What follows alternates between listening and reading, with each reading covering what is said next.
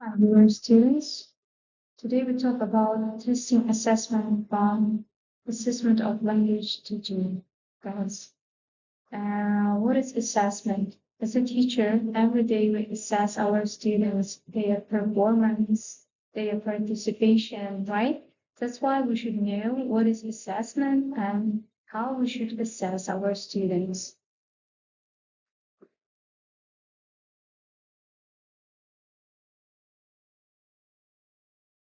First of all, principles and practice our language testing. Evaluation, this is the measure teaching learning process. And what is assessment? This one is document, guys. What is measurement? This one is collecting data in numerical, guys. What is test? Measure skill or knowledge. What is purpose of assessment? Is it increase quality or evaluation, judge our judge our participation? First of all, what is assessment and evaluation? Assessment is ongoing process. This one should be positive and individualized, provides feedback also. And what is evaluation? It provides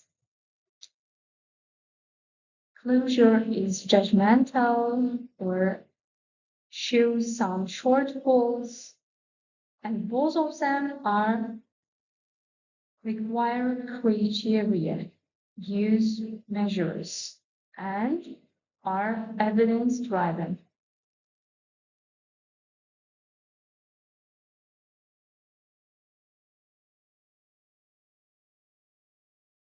So here is given types of assessment. So assessment can be formal and informal kinds. So we mostly use formal assessment, and our assessing process can be informal. So here is given the formative assessment. If our assessment provide feedbacks, include some feedbacks, it is called formative assessment. So um, if we are going to begin our course, I mean the language course, we should organize placement tests in order to identify our learners' knowledge. We should take some diagnostic tests. We can provide some assessment, and it can be continuously. I mean, we can collect some data about their knowledge in daily basis, and we can also evaluate our students by their portfolios. For example, in first week, so we can give some writing composition. In second week, let's say, they can collect some data about let's say this some theoretical topics.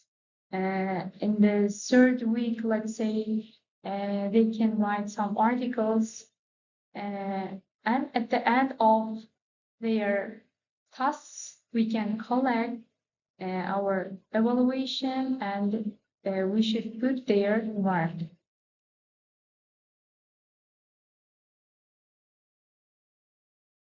Here is given also the summative assessment. What is summative assessment? This is like a final exams. At the end of the course or at the end of the term, we can give the summative assessments, guys.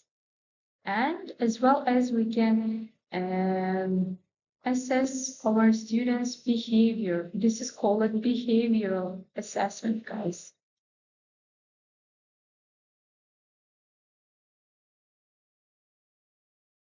So here is given performance-based assessment. What is performance-based assessment? We can organize some role plays, and also we should evaluate them.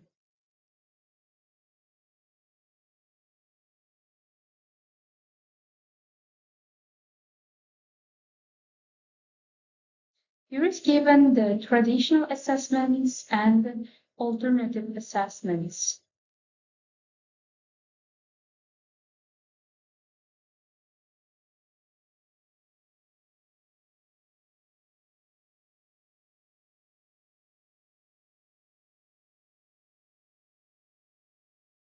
So here is given the plans of assessment, guys. So we can organize objective tasks and subjective tasks, guys. What is objective tasks? Objective tasks, some tests, organized tests. For example, true, false, not given. This is called subjective objective tasks, guys. Here, according to these tasks, here is given the clear answers, and we will check them, and we should identify true or false.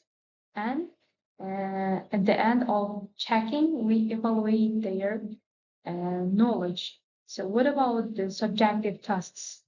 We can organize role plays, let's say, writing any kind of stories. According to the performance, we should evaluate, and this one is called subjective tasks, guys. Here is given the question types. This one is called objective tasks.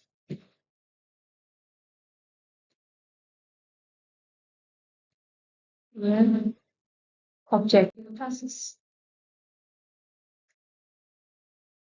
And here is given the types of tests, guys.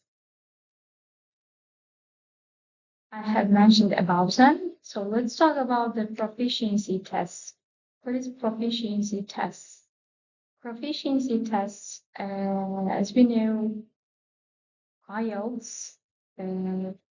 This one is called the proficiency test, guys, as an example.